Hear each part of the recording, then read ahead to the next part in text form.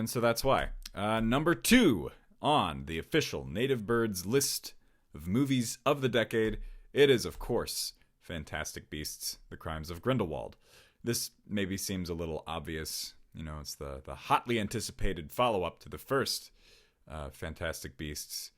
But the reason it's so high on my own personal list, I mean, okay, you know, the movie's great, obviously. Let's not mince words. It's got everything you need. It's got a snake lady.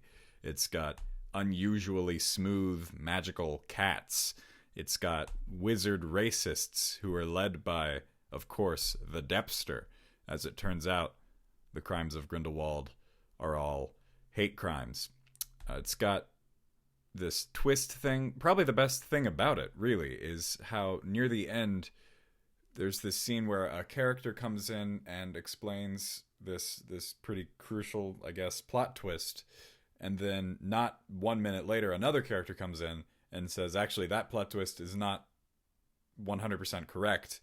The real twist is this.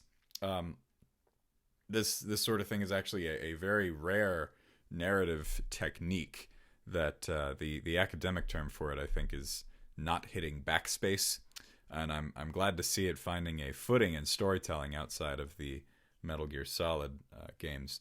But what makes this movie really significant to me, why it's a movie of the decade, was the hype war that it had and ultimately won with another film that was coming out on basically the same weekend, which was Jurassic World: Fallen Kingdom.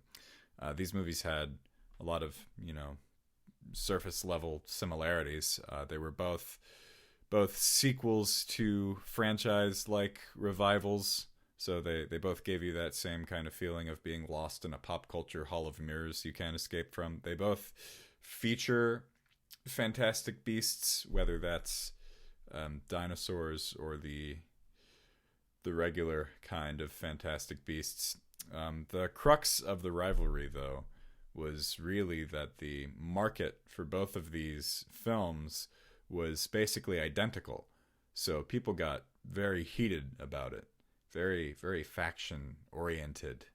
People made, you know, shirts and hats and songs. I don't want to see Chris Pratt. I don't care about your T-Rex. I'd rather see some smooth cats than your late Cretaceous Most people remember that one, and of course this one.